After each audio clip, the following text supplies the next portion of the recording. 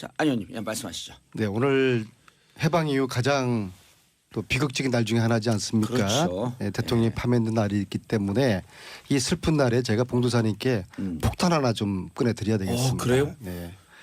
우리 자. 폭탄 꺼내드린 다음에 그 유튜브에 그 올려갖고 뭐 실검 순위 올라가고 그거 재미 들리신 거 아니에요? 저는 사실만 이야기합니다. 예, 알겠습니다. 자,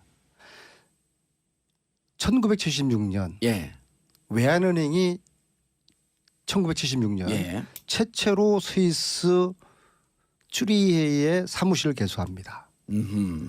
그것을 아마 주도한 분이 당시에 독일 프랑크푸르트 외환은행 지점장이었던 홍세표입니다.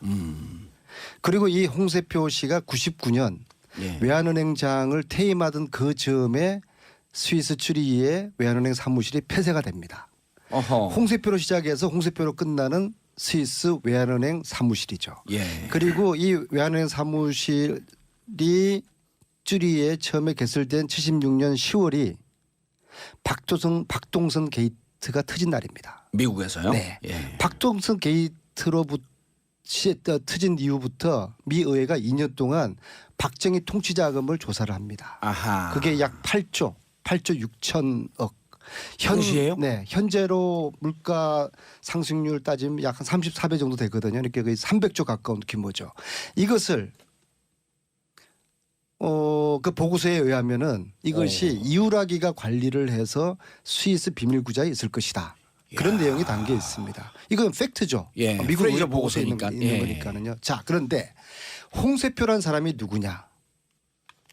혹시 아세요? 모릅니다. 네. 기억나지 않습니다. 박정희의 처조카입니다. 그래요? 유경수의 언니, 유긴수의 장남입니다. 아. 즉 박근혜하고는 그럼 어떤 관계죠? 박근혜 전 대통령하고는 사촌 관계죠. 이종 사촌이죠. 그렇죠. 이종 사촌. 이 흐름을 타고 박근혜와 최태민의 관계 그리고 예. 박정희와 최태민의 관계 그리고 박근혜의 재산을 예. 관리를 최태민 그리고 예. 그 최순실이 했지 않았습니까? 예.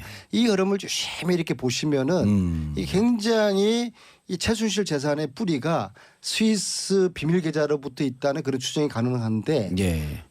이것을 시즌 2에서는 반드시 이것을 조사해야 조사를 된다. 하는 것이 그리고 다행히 2009년에 스위스와 한국 간의 금융 협정을 통해서 한국 정부와 검찰이 스위스에 요청하면은 스위스 비밀 구자를 열어줄 공개하게 수 돼 있게. 있어요. 예. 이걸 해야 되는 겁니다. 알겠습니다. 이미 78년 미 의회 보고서에 보면은 박정희의 이 스위스 비자금을 조사를 해서 환수를 해야 된다는 그런 제안을 이미 어허. 40년 전에 그 결론에 나와 있어요. 예. 왜냐하면 그 박정희의 비자금은 미국으로부터 받은 차관에 대한 리베이트도 포함되어 있고 예. 그리고 각 재벌들부터 소위 말하는 전문용어로 봉도사님 전문용어로 삥 뜨던 뭐하. 그런 돈 그런 뽀찌. 게, 그런 예. 게 대한민국 국민들의 자산이기 때문에 우리 돈이죠, 우리 돈. 환수를 해야 된다. 예. 그게 78년도에 그 보고서에 결론에 나와 있어요. 이 알겠습니다. 40년 동안 못한 거를 예. 이번 기회 시즌 2에서는 이걸 반드시 해서 적폐해서 이 뿌리를 뽑아야 됩니다. 예. 이상돈 의원님. 네. 그때 당시에 8조, 지금 뭐 한 300조 된다는데 들어보신 적 있어요? 이상돈 의원님은 아마 감이 잘 안 잡히는데 얼마나 홍세표 씨를 아실 것 같은데요. 아니 저는 그 걔까지 모릅니다. 다만 뭐 그런 얘기는 그 당시 예. 그런 얘기 있었죠. 또 예. 박동선 게이트 뭐 이런 얘기. 근데 그 후에 이제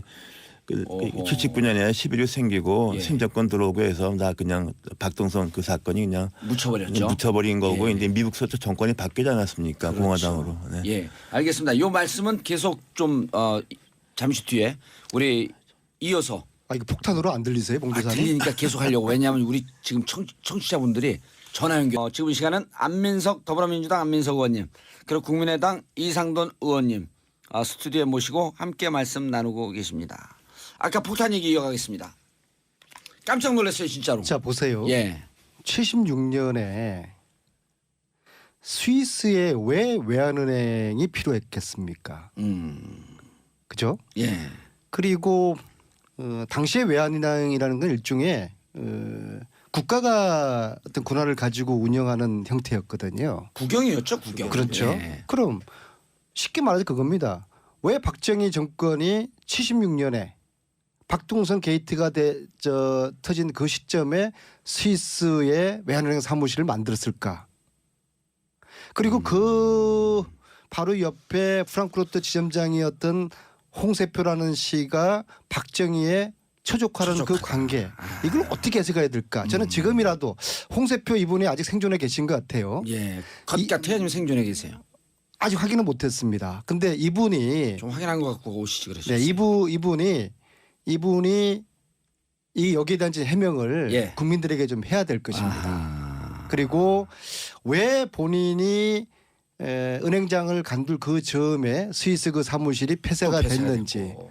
사실 이것은 본인이 해명하지 않으면은 계속적인 의혹으로 남을 수밖에 없는 것이죠. 이것 예. 말고도 80년대에 영남대학교로부터 또 정수장학회로부터 유경재나로부터 최태민이가 돈을 빼지 않았습니까? 예. 이런 재산들이 단 한 번도 정식적인 직업을 갖지 않는 최순실 자매들의 재산으로 이어졌을 것이다, 승계됐을 것이다. 예. 이것을 이제 특검 시즌 2에서는 반드시 밝혀내야 되는 알겠습니다. 것이죠. 보면은 박정희의 이 스위스 비자금을 조사를 해서 환수를 해야 된다는 그런 제안을 이미 어허. 40년 전에 그 결론에 나와 있어요. 예. 왜냐하면 그 박정희의 비자금은 미국으로부터 받은 차관에 대한 리베이트도 포함되어 있고, 예. 그리고 각 재벌들부터 소위 말하는 전문용어로 봉도사님 전문용어로 삥 뜨던 어하. 그런 돈, 그런 게 뽀찌.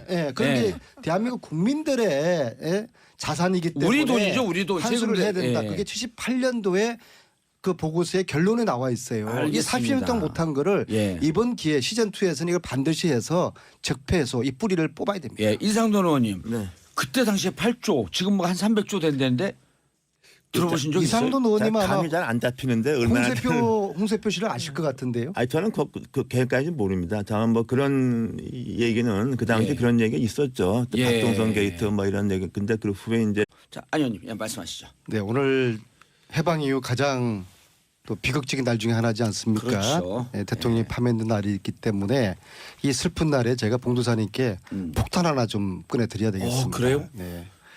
우리 자. 폭탄 꺼내드린 다음에 그 유튜브에 그 올려갖고 뭐 실검 순위 올라가고 그거 재미 들리신 거 아니에요? 저는 사실만 이야기합니다. 예, 알겠습니다. 자, 1976년 예, 외환은행이 1976년 예, 최초로 스위스 쭈리히에 사무실을 개소합니다. 그것을 아마 주도한 분이 당시에 독일 프랑크푸르트 외환은행 지점장이었던 홍세표입니다. 그리고 이 홍세표 씨가 99년 예. 외환은행장을 퇴임하던 그 즈음에 스위스 쭈리히의 외환은행 사무실이 폐쇄가 됩니다. 어허. 홍세표로 시작해서 홍세표로 끝나는 스위스 외환은행 사무실이죠. 아, 즉 박근혜하고는 그럼 어떤 관계죠? 박근혜 전 대통령하고는 사촌 관계죠. 이종 사촌이죠. 그렇죠, 이종 사촌. 이 흐름을 타고 박근혜와 최태민의 관계, 그리고 예. 박정희와 최태민의 관계, 그리고 박근혜의 재산을 예, 관리했을. 관리를 최태민 그리고 예. 그 최순실이 했지 않았습니까? 이 흐름을 유심히 이렇게 보시면은 이 굉장히 이 최순실 재산의 뿌리가 스위스 비밀 계좌로부터 있다는 그런 추정이 가능한데 예, 이것을 시즌 2에서는 반드시 이것을 조사해야 조사를 된다. 하는 것이, 그리고 다행히 2009년에 스위스와 한국 간의 금융 협정을 통해서 한국 정부와 검찰이 스위스에 요청하면은 스위스 비밀 구좌를 열어줄 공개하게 수 돼 있게. 있어요. 예.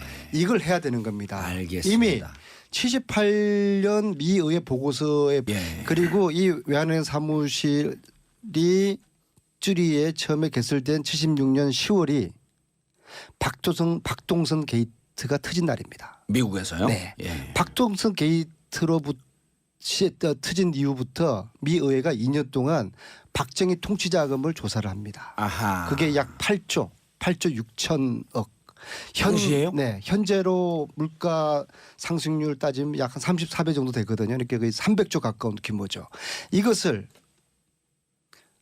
그 보고서에 의하면은 이것이 이우라기가 관리를 해서 스위스 비밀 구좌에 있을 것이다. 그런 내용이 담겨 있습니다. 이건 팩트죠. 예, 미국 프레이저 의회 보고서에 있는, 보고서니까. 있는 예. 거니까는요. 자, 그런데 홍세표란 사람이 누구냐? 혹시 아세요? 모릅니다. 네. 박정희의 기억나지 않습니다. 박정희의 처족합니다. 그래요? 유경수의 언니, 유긴수의 장남입니다. 네. 그 어허. 79년에 11.6 생기고 예. 심정권 들어오고 해서 나 그냥 박동선 그 사건이 그냥 묻혀버렸죠. 묻혀버린 거고 예. 이제 미국서 정권이 바뀌지 않았습니까? 그렇죠. 공화당으로. 네. 예, 알겠습니다. 이 말씀은 계속 좀 잠시 뒤에 우리 이어서 아 이거 폭탄으로 안 들리세요, 봉도사님? 들리니까 계속 하려고. 왜냐하면 우리 지금 청취자분들이 전화 연결. 지금 이 시간은 안민석 더불어민주당 안민석 의원님 그리고 국민의당 이상돈 의원님 스튜디오에 모시고 함께 말씀 나누고 계십니다.